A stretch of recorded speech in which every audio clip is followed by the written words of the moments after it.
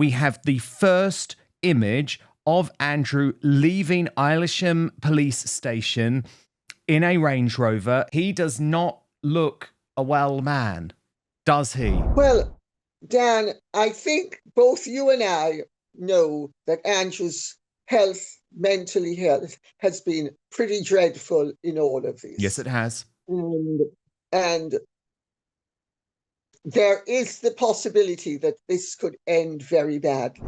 I feel concern, actually, as I'm watching this story unfold. There is a mental health question. She could have the blood of somebody on her hands. She's backtracking. Andrew Mountbatten Windsor has now been released from police custody. This has happened in the last few minutes, and we have the first image of Andrew leaving Aylsham police station in a Range Rover. He is appearing to lie slightly back in his seat. And I'm just going to show you, we've got another image of him here, Lady C. He does not look a well man, does he? Are you concerned, Lady C? Even Emily Maitlis, I mean, we'll come to this in a moment, but even Emily Maitlis, who conducted that interview with Andrew, now concerned about the mental health of the prince. We certainly don't want another suicide on our hands after the death of Jeffrey Epstein, which I personally don't believe for a single second was suicide. But what's your reaction to seeing, I mean, that is a stark image of Andrew having just been released from the police station today after 12 hours of questioning on his 66th birthday? Well, Dan, I think both you and I know that Andrew's mentally health, has been pretty dreadful in all of this. Yes, it has. And there is the possibility that this could end very badly. And I mean, if we have due process and if things are done fairly, so, you know, the chips need to fall where they may. But my concern has always been why, when you have President Clinton, Hillary Clinton, Bill Gates,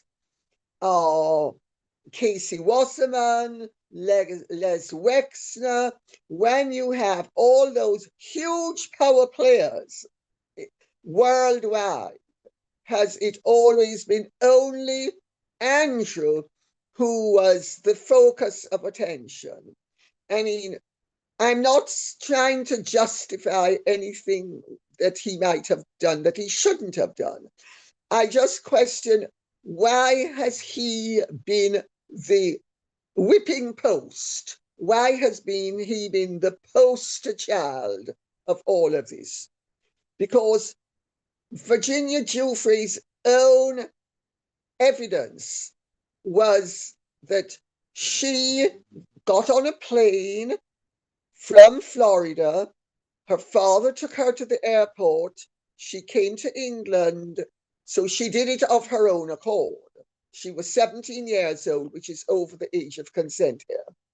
And according to her, Epstein then paid her $15,000 for the information she gave him about the outcome of the evening. Now, as I told Andrew Loney when I read his book, I said, you know, Andrew, in your book, you actually exonerate Andrew, because you say in your book that your inquiries show that he left Trump and went back to the palace, while Virginia Giuffre's evidence was that he went back to Kinnerton Street, where what she then received a reward for, she asserted, took place. And he has, I know things about Andrew privately that I have never repeated, and I do not propose to repeat at this time. I don't believe in outing people, and I don't believe in you know, if you learn something, and also Sarah York, as she was, Sarah Ferguson now. Sarah also was a very rich source of information about Andrew and why the marriage didn't work. And she would bleat about this left, right, and center. And it so happens that I also know people to whom she is closely related. And I was told something that she told one of her first cousins it would have been in the early 90s, mid 90s, I can't remember when, sometime between the separation and the divorce, as to an incident that happened on the Britannia. And all of this has always suggested to me, plus what I know from great friends of mine who have been great friends of Andrew's or were married to great friends of Andrew's, that a lot of the characterization in terms of his personal interests, let's put it that way, do not add up with what they have known about him. And so I've always gone with the fact that all of this was the truth in the absence of any proof to the contrary. And we need to remember as well that Epstein was a blackmailer, and Epstein used to fabricate situations to entrap people. And in the Epstein files, a lot of what is being used against people is Epstein's notes to himself. So, I mean, the whole situation, and I'm not saying that Andrew didn't do anything wrong, but I'm saying that let's be clear about what he has been arrested for. He has been arrested for effectively malfeasance in a public office. And that is actually a serious offense legally, but it's also difficult to prove.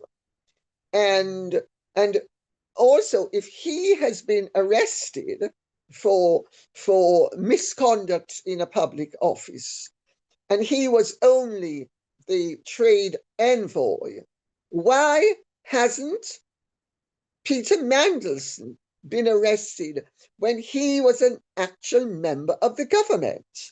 And there is proof that Peter Mandelson handed over privileged information to Jeffrey Epstein. Now, I would also say it's very difficult to prove misconduct in a public office. I've checked this out with lawyers. And the fact of the matter is that a defense that both Andrew and Peter Mandelson could run is that they were not tipping him off information. They were not effectively doing a version of insider trading, because neither of them was actually trading per se. That because he was an acknowledged financial expert, they were running this information by him for the benefit of British trade or the British government. So let's wait and see if they're charged, because I can promise you, if they're charged, the likelihood is that is going to be what is going to be their defense, or some version of that. Lady C, a little bit more detail has been reported about this iconic, probably for all the wrong reasons, picture of Andrew Mountbatten Windsor, which we have just seen. Let me take you through it. A black Range Rover appeared at Aylsham Police Investigation Centre at approximately 6:50 p.m. It tried to get in via an electronic gate, but was unable to do so as the gate was broken. It went in via another gate after waiting 10 minutes. 5 minutes later, a large garage door in the building opened and 2 cars could be seen, including the Range Rover. It drove past the waiting reporters, but a photographer was able to take a picture of Andrew trying to lie down on the back seat. So, Lady C, that could in some ways explain why he is looking so unwell in this picture. Maybe it's not a sign of quite how he might be struggling physically and mentally. It might just be the fact that he was trying to lie down to try and avert this picture being taken at all. Well, that's a possibility, but it doesn't alter the fact that he's been extremely fragile mentally and that it's caused the family a great deal of distress, as indeed has the general situation. You know, nobody looks forward to the possibility of a loved one, no matter how badly behaved they are, possibly topping themselves or being. Let's remember, Andrew has fallen from the greatest height to what is one of the greatest depths, and he still has some way to fall if he's charged and tried and convicted. But if he's charged and tried and not convicted, he has years of trauma ahead of him. And even if he isn't tried and convicted, and even if he isn't charged, he has had one of the most spectacular falls from the heights to the depths that is on a record historically. Oh, yeah. I mean, he is talking, Lady C, now about his legacy. Can it ever be recovered? Well, no, it can't. He's even talking to friends about his funeral, which at one point he thought would be held at St. George's Chapel at Windsor Castle and be broadcast around the world to a grieving nation. Now you're in the situation where potentially even the likes of Prince William would not want to attend. And what was so striking today, Lady C, and I want to play you this, is that Emily Maitlis, the hard left, radical left, fake news agent journalist who conducted that interview famously for Newsnight with Prince Andrew, even Emily Maitlis, who is being briefed by the palace, now putting it out there that she is concerned about Andrew's mental health. I want to play this to you and then I'll get your reaction, Lady C. Watch. I think one of the reasons I'm gobsmacked is because there is something very personal in this as well. And we talk a lot about people's sort of state of mind and health and all the rest of it. And I suppose I do feel, I feel concern actually as I'm watching this story unfold. And I suppose that two things can be simultaneously true, that it can have been a long time coming, but when it does, there is somebody at the centre of it, and it is a father, and there are children, and there is a mental health question. And I suppose that's what's sort of holding me back a bit and saying this is a pretty serious moment. You know, it's a grave moment. It's not a sort of jumping up and down moment. No, of course. And Lady C, this is something that is very much also being briefed, I know for a fact, by people close to William and Catherine too, because there are concerns, given their advocacy for mental health issues, that if Andrew were to take his own life, actually, that would make this situation so much worse for the British monarchy too, because it would leave so many questions unanswered. And I don't think anyone would really believe it either. Well, Dan, we just need to let the situation evolve. I mean, I am an ambassador, or I was an ambassador. I am now a trustee of SOS Silence of Suicide, and which I think is a charity that you are very aware of as well. It is a brilliant charity, so important. Yeah, and it would be too awful if he did commit suicide. And Emily Maitlis, I have always maintained, she knew that she was basically taking food out of a baby's mouth, because when she asked Andrew the question, do you regret having met Epstein? And he gave the fulsome answer which he did, which I at the time thought he was trying to be honest. And he's not bright enough, but also, may I say, people have recently begun to realize that Andrew has most likely always been autistic, and that explains a lot of his behavior from childhood. But he certainly always had something slightly off about his personality.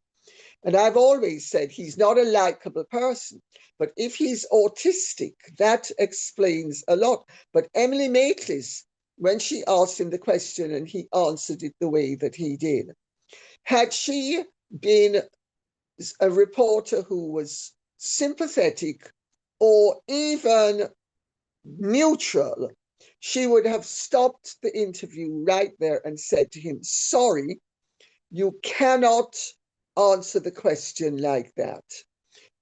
If you do, you are begging for trouble. And she'd have let him re-answer the question. She didn't. She knew that she'd sprung the trap and he'd walked right into it. And that is what, above all else, made the interview the disaster that it turned out to be. So now she's backtracking. Now that she realizes she could have the blood of somebody on her hands, she's backtracking. Is she backtracking because she's seriously concerned for him, or is she backtracking because she's seriously concerned for her reputation? And she doesn't want people to be able to say, oh, actually, Emily Maitlis, you have blood on your hands. Lady C, I'm just going to interrupt for 1 second because we have a new statement that has just come in from Thames Valley Police. Of course, it was Thames Valley Police that arrested Andrew earlier today. I'll read it to you in full. Thames Valley Police is able to provide an update in relation to an investigation into the offence of misconduct in public office. On Thursday, we arrested a man in his 60s from Norfolk on suspicion of misconduct in public office. The arrested man has now been released under investigation. We can also confirm that our searches in Norfolk have now concluded. So, Lady C, now the waiting game begins for Andrew, who is going to have a torturous period waiting to not only see if he is arrested again, because of course we have 9 other police forces across the United Kingdom investigating Epstein-related issues, but also if this will eventually lead to a charge. And he will be being told, Lady C, by his legal team to say nothing. Is that the right decision in this case? We are on a mission to 700,000 subscribers. So I need you to do something for me right now. It is free. It is easy. It is simple. Just hit that subscribe button on YouTube. That's because over 50% of you watching this video haven't done that yet. And it is the best way to support Outspoken. We're totally independent, by the way. No big tech backing, no billionaires pulling the strings. And if you turn on the bell, you'll get alerted to all our new videos. Because of his position, because he still has his position whether he has the princely rank or not, he's still the second son of a reigning British monarch. I think that he has a responsibility not only to himself and his immediate family, but to the royal family itself. And in a situation like this, I suspect the wisest thing is for him to say nothing whatsoever, because so far, anything he said has turned out to be an error. So there are times when silence is golden, and I suspect this is one of them. Also, he's being bombarded from various different directions with the possibility of various different charges. And you have several of the commentators, journalists, and let us not forget politicians, all wading in. You have Gordon Brown, a former prime minister, wading in. You have Keir Starmer, the present prime minister, wading in. this is deeply disturbing if it's anybody at all who is facing the possibility of criminal charges. So it's almost unprecedented. It's unprecedented to have a situation like this. In fact, I would say it is unprecedented, and What especially if you about consider. Sarah Ferguson and Princesses Beatrice and Eugenie, who Andrew Lowney has reported may be interviewed under caution too? Can they maintain their silence here publicly? Well, Sarah is, quite frankly, somebody that I would say, let them do what they wish with her. I think the two girls are, I think the two girls are unfortunate collateral, and I really do think that they were very young at the time that they were being dragged along by their mother. And let us remember that not only were they young, but that they would not have necessarily known what was really going on. And I think a little bit of fair play as opposed to tabloid-esque righteous indignation, and a little bit of humanity could be called for.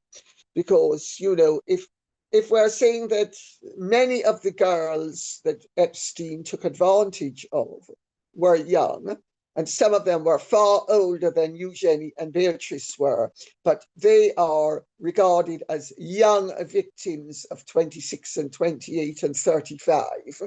Why would 19 and 20-year-old Beatrice and Eugenie not be accorded the same? Unless, of course, this is all about class prejudice, in which case, because they're princesses, they should be smashed to smithereens, while any girl who was working her way to the top should be allowed to be given a free pass. So unless that's the attitude, I think the same compassion should be given to all of them. And I'm very discomfited to have the two girls dragged into this. And I think it's uncalled for. I think it's unnecessary. Yeah, it may help to make a greater sensation, but I would have thought people should be perfectly happy to have destroyed two lives. I don't see why they should be so exultant in destroying four, especially when the two girls are basically collateral damage as a result of being their parents' children. And that's my take on it. And if people think I'm being too soft, I see nothing wrong in being compassionate. I think we live in a society where there's too little compassion and too much judgment and cruelty. Lady C, there are still landmines for King Charles coming up. And a lot of this relates to the so-called Paul Burrell defense. You will remember very well, Lady C, that case about 2 decades ago when Paul Burrell was facing a charge, a court case, for being accused of stealing from the late Princess Diana. And the case collapsed, Lady C, because he invoked a conversation with the then monarch, Elizabeth II. And there are lots of fears that Charles's position could be made perilous if Andrew were to be charged, plead guilty, and then bring his brother into his defense. Now, I just want to show you, Lady C, what Tom Sykes of The Royalist told me about this earlier today. Then I'll get your reaction. Watch this.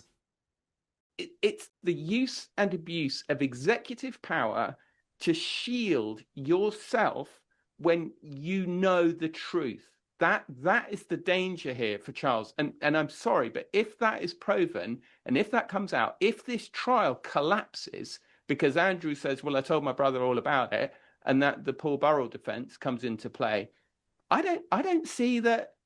I think they do have, they're very lucky that they have this amazing kind of parachute, which is that they can say, okay, we're really, really sorry. Charles is going to abdicate and William's going to take over. There's even a lesser version where Charles kind of becomes king emeritus, and they say, okay, operational control. Charles is really ill. He's got really bad cancer. They're very fortunate in a way that they can use that as an excuse. But whatever happens, one way or the other, today, William needs to take control of the monarchy. Today. Lady C, your response? Well, again, Dan, you put me in an awkward situation because Tom is a friend of mine. I don't agree. First of all, the Paul Burrell defence couldn't possibly work because Charles wasn't monarch at the time of any of the putative offences taking place. It could work in terms of Andrew saying, I told my mother, and she's not here to back him up. And basically, if there's any paper trail that he told her, but I don't see that he would do that, number one. And number two, I'm not sure it could work because the charge against Andrew would be that he revealed information to Epstein that was privileged and that he was not supposed to be revealing. So I honestly think the Paul Burrell thing is a stretch. Tom ought to know that the king is obliged as a result of his coronation oath to remain king no matter what. Now, his point about it being where he basically is king emeritus and William operating as regent, effectively. William is that would only work if Charles were incapacitated and William became Prince Regent. That would be the only way that could work, because there is already a soft regency in place, and there has been for some time, because Charles makes no major decisions without reference to William, and vice versa. And I know that some people would like to believe that they are at daggers drawn 28 hours a day.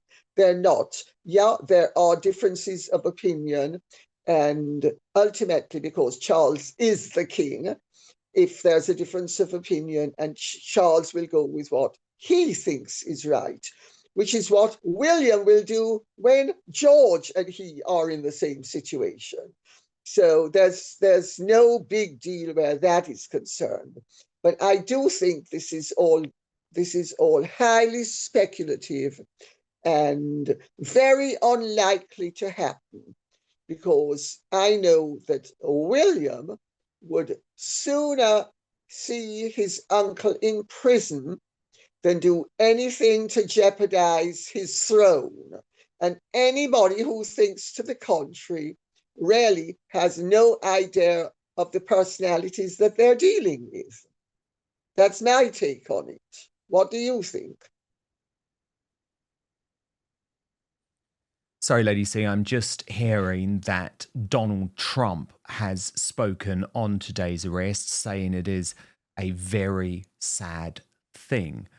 I also wanted to show you, Lady Colin Campbell, Jonathan Dimbleby. Now, this is interesting to me, Lady C, because he makes very few media appearances these days. But you know, when the king is in crisis, Dimbleby is sent out publicly to defend his friend. This is what he had to say to the BBC earlier. Watch. I think that my first thought is that the king has made the statement that we heard just earlier. That does not surprise me at all. Not at all. He's head of state. He's at the apex. He is the crown in this respect. So were there to be a trial, were there to be a charge, it would be in the name of the crown of the king. But it would be in character as well. He made it very clear earlier that he would cooperate with the Thames Valley Police were there to be any questions that they would like him to answer. So I think that it demonstrates the oddly, perversely, if you like, because people talk about the damage to the royal family, it demonstrates actually the strength of the Constitution in this respect, that the police have acted without fear of favour.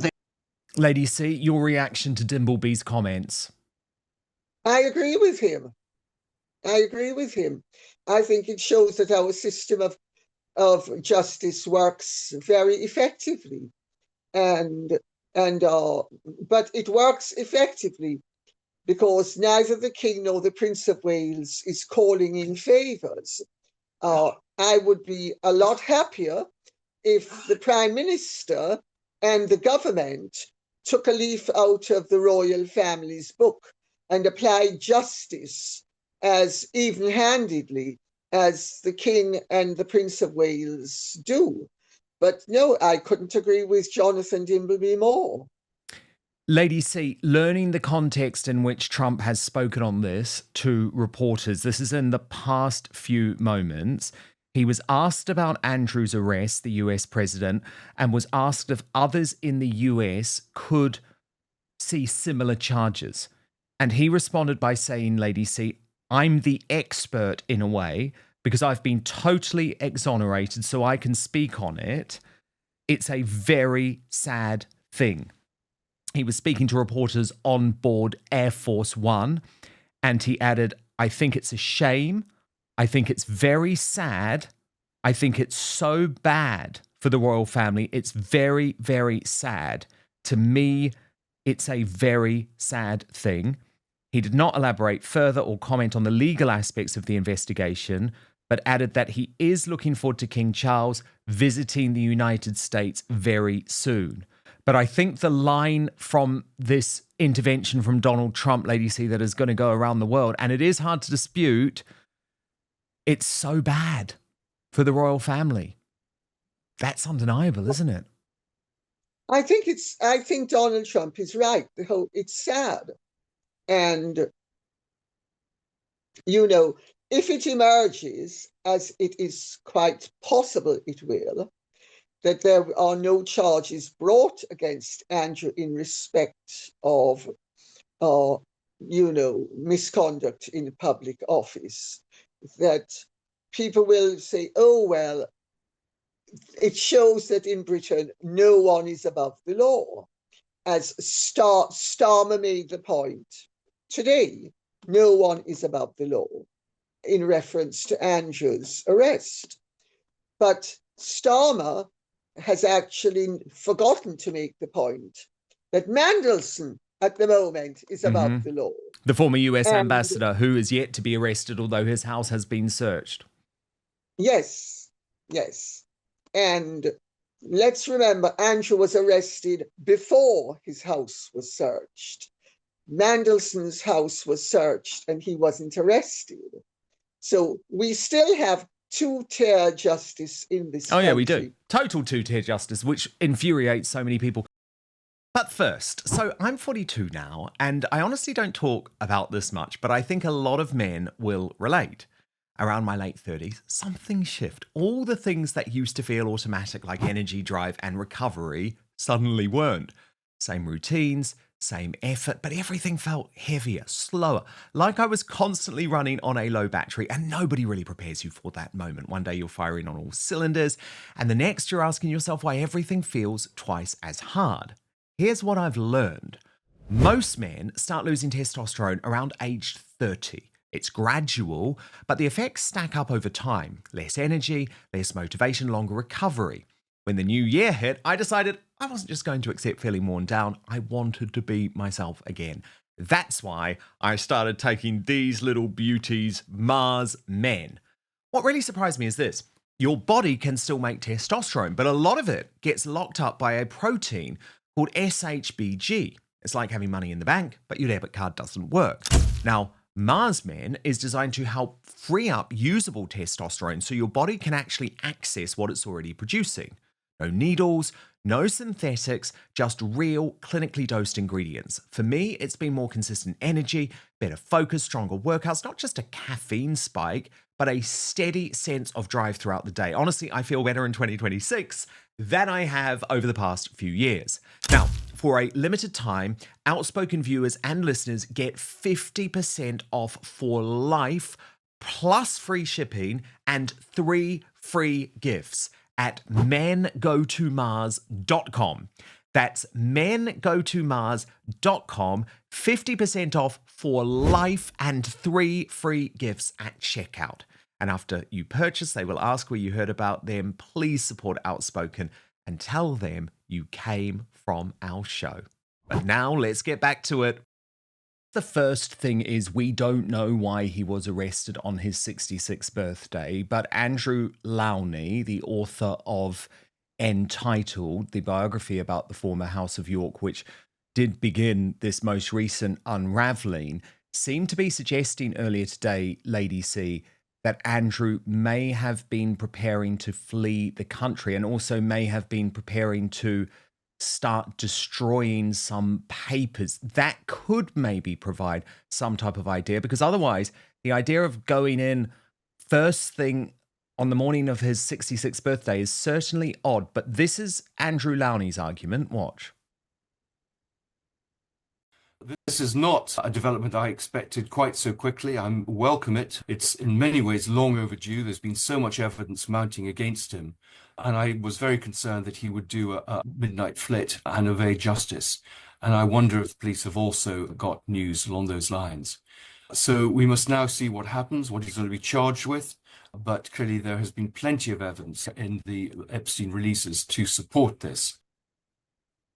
Yes, I mean, I think the fact that they went to him at 8 o'clock in the morning suggests that they needed to move very quickly. I've written about the fact that papers have been destroyed since early December, I think with the support of other members of the royal family, and this was deeply concerning. But clearly there's enough evidence from these Epstein leaks for, I think, a prosecution to be mounted.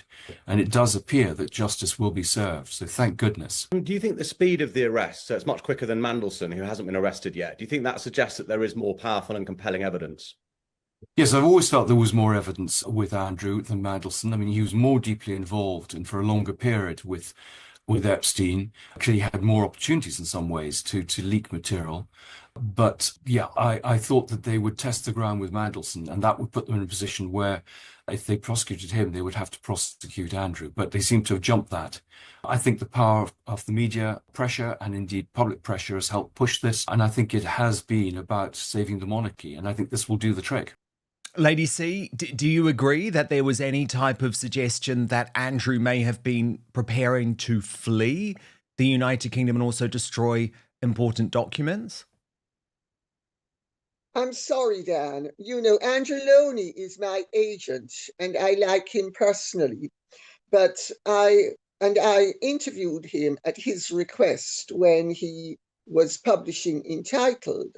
And anybody who wishes can look at that interview and they can see that we diverge on many, many issues, especially over the Andrew business. There is absolutely no proof or no indication that he was planning to flee the country. That is speculation of the grossest kind. And the idea that he was going to be destroying documents is also, quite frankly, ridiculous, considering that the proof emanates from Washington.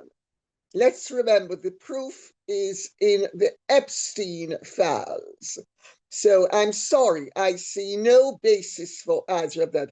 And I really do find it very discomforting that a respected author would actually think that it is necessary to propound such theories, which are inflammatory, to put it mildly. Andrew's in quite enough trouble without the other Andrew putting the boot in quite needlessly, in my opinion. So let's leave it at that, because I happen to like Andrew Lowney as a person. And he, as I say, he is my agent. So I have divided loyalties in this situation. But there's no proof, no indication whatsoever. Nobody could have proof that that Andrew Mountbatten Windsor was in the process of destroying documents. If he was going to be destroying them, they'd have been destroyed already. I mean, come on, let's get real here. All this endless tabloid-esque speculation it does the monarchy no good, and it does the country no good. The only people it does good are the journalists and commentators on the one hand, and the politicians who are trying to erode our civil liberties as we speak on the other hand. And I'm afraid I think that this is a time for sound, solid reason, and that we should be taking a balanced view of things. And let's limit the speculation. Lady C, what we do know for sure is that the King and Queen attempted business as usual today. Here was Queen Camilla meeting with Dame Anna Wintour at London Fashion Week. That was just hours after Andrew's arrest.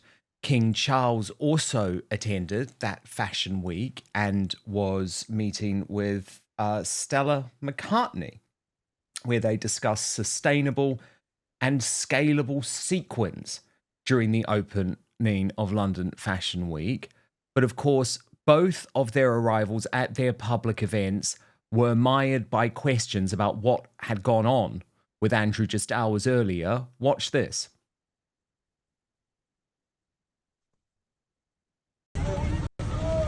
Good afternoon, Your Majesty. Do you have any reaction to the arrest of your brother, sir? Your Majesty, how are you feeling after your brother's arrest? Your Majesty, how are you feeling after your brother's arrest? Have you spoken to your brother, Your Majesty? Are you concerned about Andrew's arrest, Your Majesty?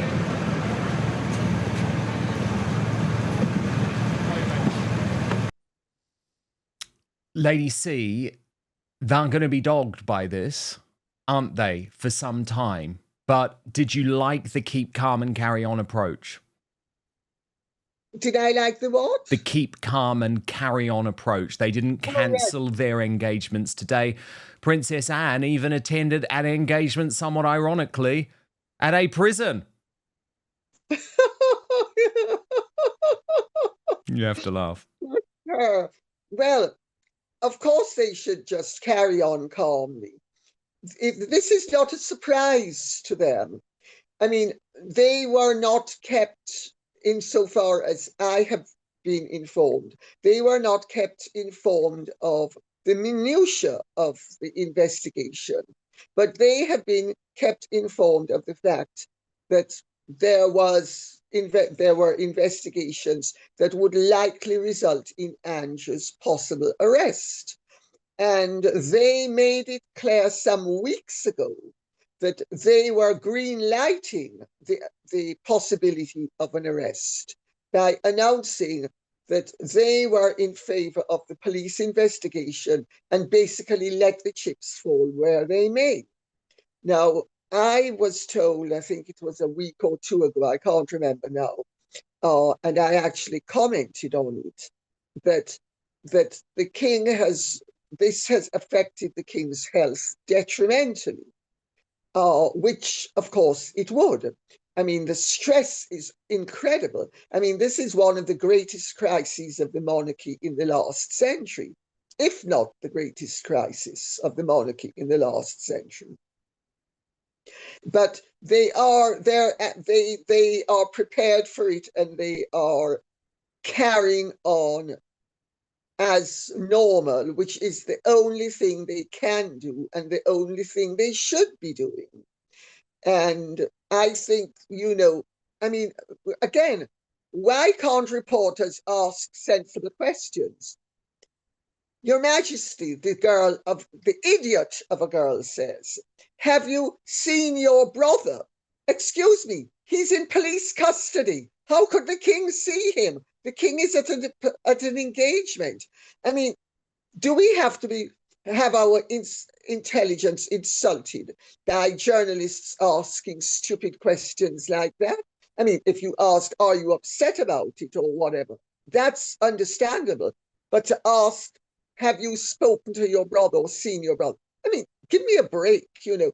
I mean, let's get real here. I find that the British media in situations like this could start to behave a lot more responsibly than they do. This is not a picnic.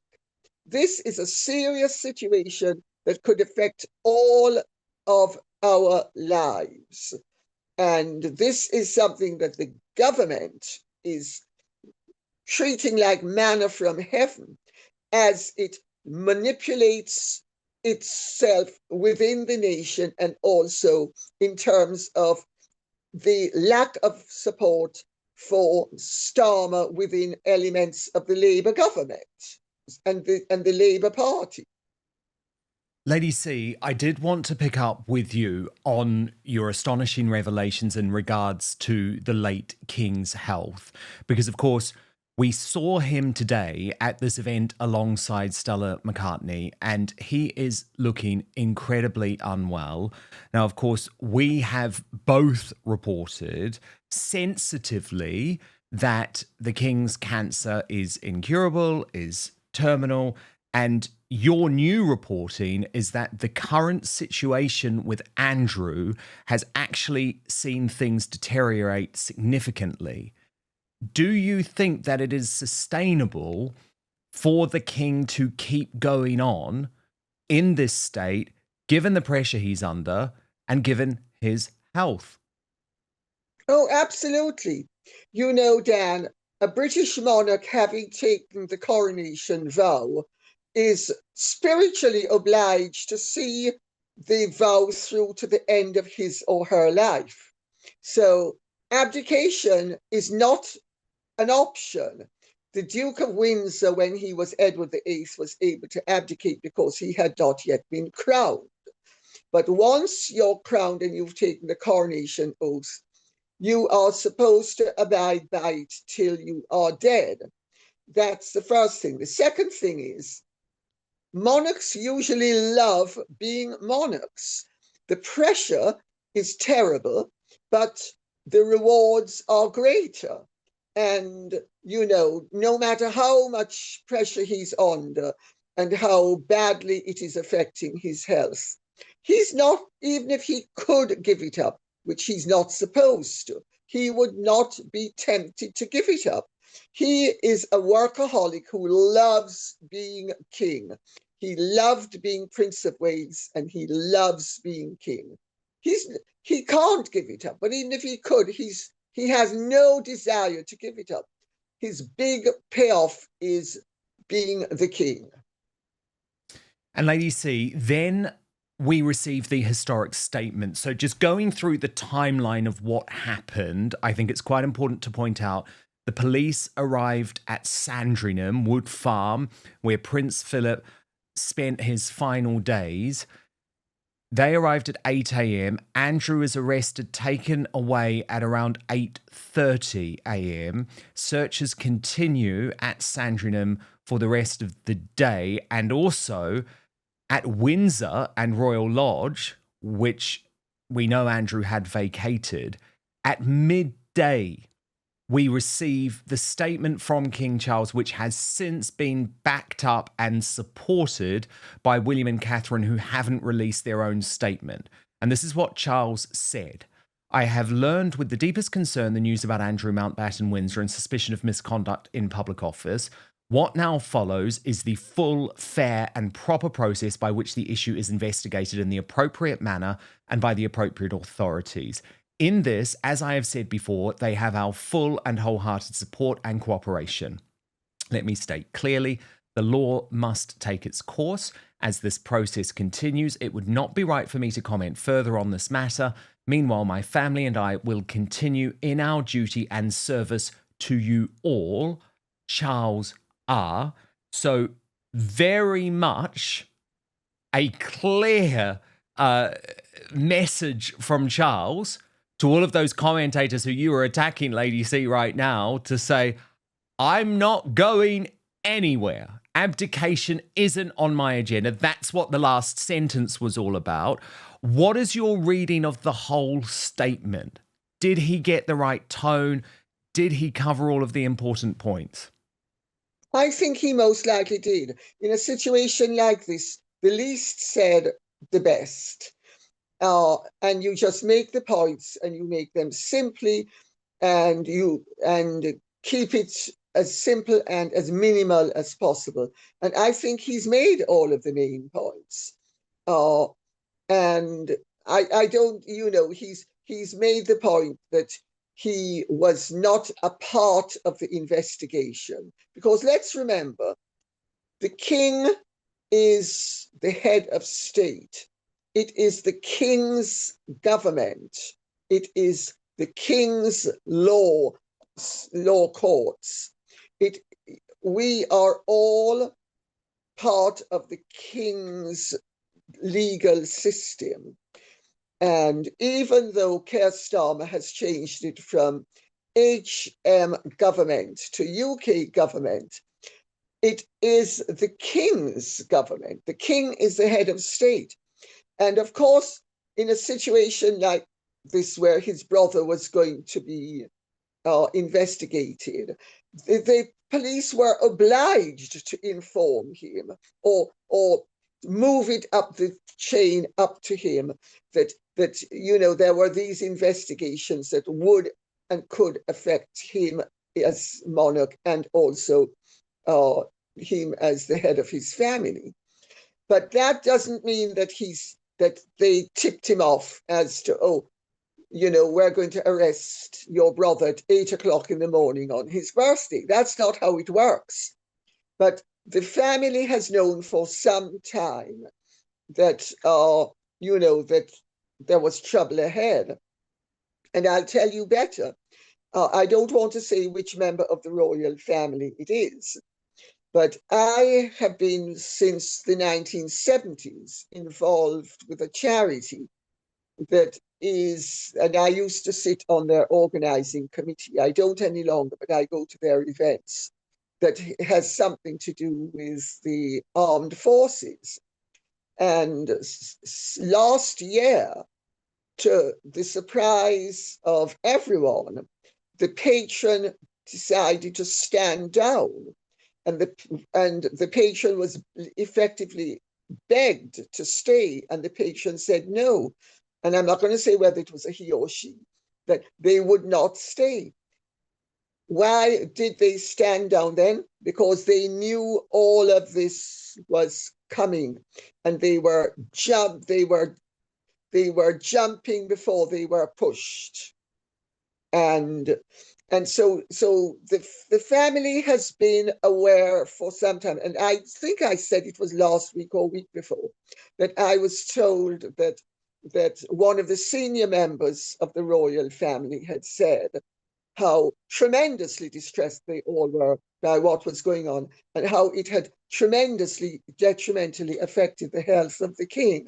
So, what's coming out now, they have been aware of for increments of time, and the intent, as it has intensified, they have responded in keeping with the requirements of their situation. I think the whole thing is a great tragedy, because most of the royal family does wonderful work, and they do not have their hands in the till, and they're not trying to take advantage of their situation. They understand that public service means they should serve. Then you have somebody like it's basically Sarah is behind this, not Andrew. Andrew is not particularly greedy. Andrew is not, and I'm not saying that to defend him, because he has behaved appallingly. But had he been married to Koo Stark instead of Sarah Ferguson, none of what is happening would have happened. Sarah Ferguson has been the rot in that situation, and her greed, her avariciousness, her incontinence. I mean, whether it's food or sex or money, she's just got to stuff it in. And she's always been like that. I mean, she can be very charming and all the rest of it. And he's not charming. He is anything but charming. I mean, he's a real dullard, let me tell you. But he has been caught up with her. And let's remember, they've been divorced since 1996. But she has had her clutches into him and into the royal family ever since then, and she's never given up. And I'm not excusing him, by the way, because I think he is responsible for his actions, and as and where he is found to be lacking, he should pay the price, whatever the price is. But as I say, had Andrew been allowed to marry Koo, none of this would be happening. Absolutely none. She'd have made the most wonderful Duchess of York. She would have acquitted herself brilliantly. She is not a show-off. She's not greedy. She's a really nice person. Sarah has charm. Koo is a genuinely nice person. And that's the difference. A very quick but personal message from me to you to let you know that the best way you can support Dan Wootton Outspoken is to subscribe to my Substack at www.outspoken.live. Substack is a free speech platform that protects me from big tech cancellation and lawfare. Paid annual or monthly subscribers get an extra hour of content with the Royal Uncancelled After Show available every weekday with no advertising whatsoever. You can also message me direct on there. That's www.outspoken.live. Lady C, I want to give you the final word on this today. It really feels to me like you are cutting through a lot of hysteria and you don't have and you don't share a lot of the same fears that I have to be honest, I have felt today about this arrest impacting the future of the British monarchy. For the royalists and for the monarchists out there, why is there reason to hope? Why does this not look as bad as what a lot of people today are reporting? What's giving you the hope? Well, Dan, I'm old enough and experienced enough to, and also I have on several occasions personally been involved in media storms. Mm-hmm. And I know that they are like squalls. They ultimately blow over, and the media then will go on to something and someone else. So for all of those reasons, but there is no doubt that this is an extremely serious and dangerous situation for the monarchy to find itself in. However, you know, the fact of the matter is that irrespective of what Andrew might or and might not have done, everybody has a family member that is less ideal than the other family members. And the royal family is simply showing us that it also has its black sheep and its dubious members. And that, I think, is something that most of us can identify with. And let's remember, in the middle of a media storm, you have everybody sort of throwing stones and screaming hysterically. But once the squall blows over, people are on to something else.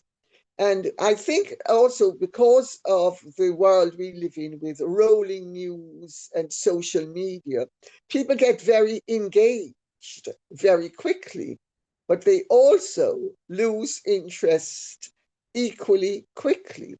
So I think that once people have fulminated, you know, shades of Piers Morgan, always fulminating about everything. Once they've fulminated, they've sort of blown their steam off. Then often they are prepared to be a little bit more level-headed. And I think for all those reasons, I do not think that this is necessarily going to prove to be fatal. But I do think it is certainly proving that if it's not handled properly, which so far Charles and William are, and the rest of the family, because I'll tell you, the whole of the family is involved with this. It's not only Charles and William, the whole of the family is involved with this. And they all know that they need to be very careful, that this is an extremely serious matter. But I think they're handling it very well.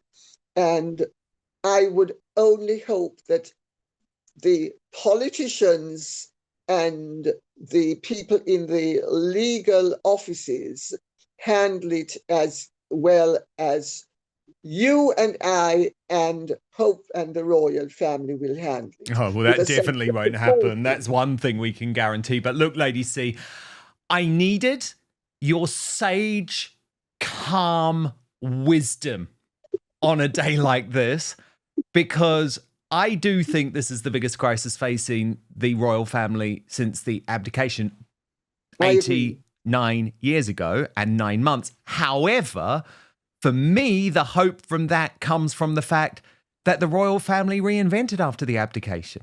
And actually, it was the greatest thing, wasn't it? Because it gave us the second Elizabethan era rather than leaving two Nazi sympathizers on the throne. So I have a lot of hope, actually, that out of this, the royal family can improve. But I think it's going to be a very rocky few days. But I so appreciate you taking us through on what has been a very special edition of this Royal Uncancelled After Show. Of course, Lady C has lots more coverage, lots more brilliant analysis on her incredible YouTube channel, Lady Colin Campbell. And if you do want first access to our Royal Uncancelled After Show, which usually broadcasts on Substack, we went to YouTube today, of course, as well, because of the breaking news situation. But you can sign up at www.outspoken.live. Paid monthly and annual subscribers get first access to our after show Monday to Friday with no advertising whatsoever. I would love you to be part of our community there. You can message me directly. And of course, it's your support on Substack that allows me to continue as a free journalist, not part of the mainstream media, not part of any big tech corporations or anything like that. So I'd love you to be a part of it at www.outspoken.live. Dan Wootton Outspoken is your no spin, no bias, no censorship outlet for independent news. We have no big tech backing or billionaires pulling my strings, but that does mean I need your support. So please hit subscribe on YouTube, turn on the notification bell, and subscribe to Dan Wootton Outspoken on Spotify or Apple Podcasts. It's totally free, but allows me to continue my promise to always keep fighting for you.